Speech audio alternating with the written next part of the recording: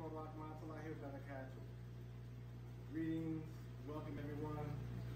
Welcome to Aquatics. Thank you for visiting my channel, for coming here to share this journey with me. Alright, what I want to discuss with you all is my angle, my take, or my style of fish keeping, so to speak. You have a lot of fish keepers, a lot of YouTubers, most of them, very informative, very helpful, but you have a lot of people telling you, don't do this, do that, don't do this, and everybody think they're policing each other or whatever, but I'm here to tell you that this hobby is for us to enjoy. I haven't been in the hobby that long, but I've been in the hobby long enough to understand that with fish keeping, we spend so much time, money, energy involved.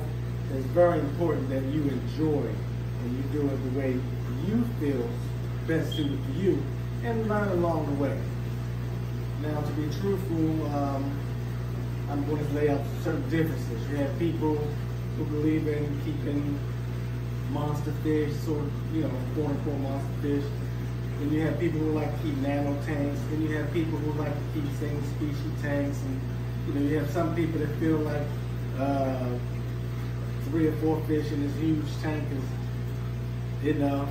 Then you have people like me who like to keep a variety of fish. I like to keep a large variety of fish. I like a lot of action and business in my tank. Okay, y'all, this is my 8-foot tank, and what I was explaining or trying to explain is that I like busyness. I like a lot of movement, a lot of action in my tanks. I like monster fish or big fish. I love South American, Central American cichlids, as you can tell. I like so-called monster fish as well. But I like community. I like them all to coexist. And I love the fact that they interact with each other. They interact with the environment, with the substrate. And then they interact with me because they love coming to the glass when they think they're about to get fed. Now, as you can see, front and center, I got my red pike. Then I have my Zebrina pike, if I can. There you go. There's my Zebrina pike. I just discovered that the Zebrina pike, I believe, is the tank boss. Okay, because I noticed that nobody messes with him, and whoever he messes with, they just run and they don't come back. Well, with the exception of that knife fish. That knife fish is just we don't talk about the knife fish. Put it that way. But in any case, you see, I got my Pearseye. I got that one, that big black one there is my Paratilapia pollini. Now that pollini is different from the bleaker-eye, but the pollini is one of the so-called starry night cichlids. See, that's one of the that's one of the first starry night cichlids I bought, and I'll explain to you the difference between the different types. And in the back, there's my Paratilapia bleaker-eye. This is my big silver arowana. This is one of the first fish that I bought. But the very first fish that I ever bought, this guy right here, my true parrot cichlid, okay? I know some people are saying, what? That's the first fish? Yeah, that's the first fish I bought. Bold, right? I didn't know I was bold. I just know I had to have it once I was introduced to it. I have King and Queen cichlids to thank for that, because following and watching their channel, he was talking about the true parrot. And I was like, what you talking about? Then I learned about it. In any case, there's my Delhaize bichir. And there's my Inlakiri bichir. Now the Inlakiri bichir, I bought that one shortly after I bought the true parrot. And then I followed up with the silver arowana and the knife fish. There's my male Jaguar. My male Jaguar cichlid. I got a female in here somewhere. She's hiding back there in the corner. She's back there in the corner. But in case, I got about 5 wide bar silver dollars in here. They school together when they feel like it, and then they break up and do their own thing. There's my datnoid, the resident datnoid. I have 4 other datnoids, Sumatra datnoids growing up. This is an Indo dat.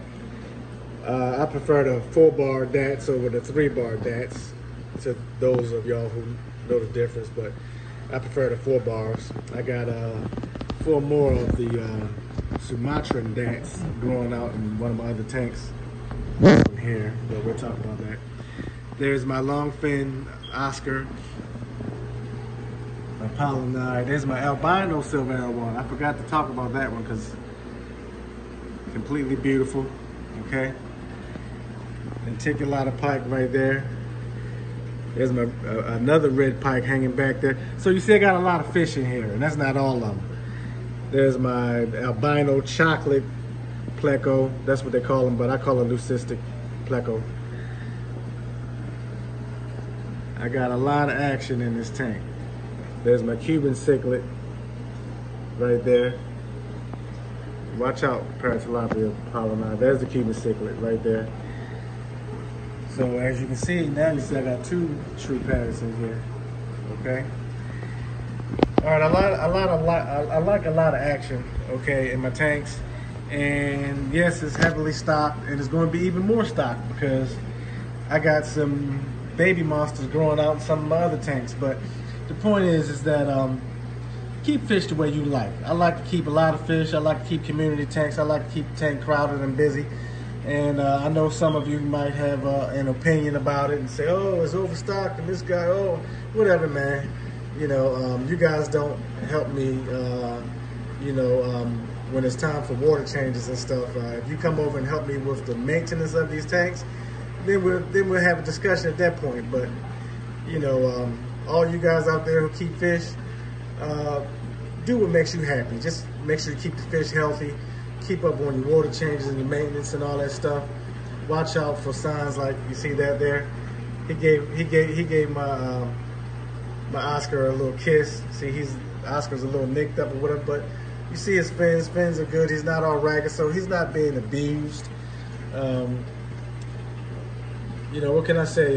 Just stay up on your maintenance of your tanks, and you can keep a lot of fish in a tank like this. You can keep your tank busy like this. As long as the tank is big enough for to home or house the big fish. See, the arowana, they swimming around and they're a little comfortable. They're not cramped up and kinked up their body in order to make turns and stuff. They playing in the wave maker and all that stuff. All of them happy and healthy, and that's what matters most. So yes, you can keep a lot of fish in a tank. You just have to be willing to do the work. You know, you have to do the work. Don't run away from the work, okay? And you have to be smart. You have to learn as you go. You know, part of that learning is take a look down here. That's my my sump. I had to learn as I go. I made this sump myself. You see, I got a lot of stuff going on in here with this sump. But yeah, I made that myself. I did all the plumbing myself. You know, it's a learning experience. Enjoy this hobby for what it's worth. And you know, happy fish keeping, everybody.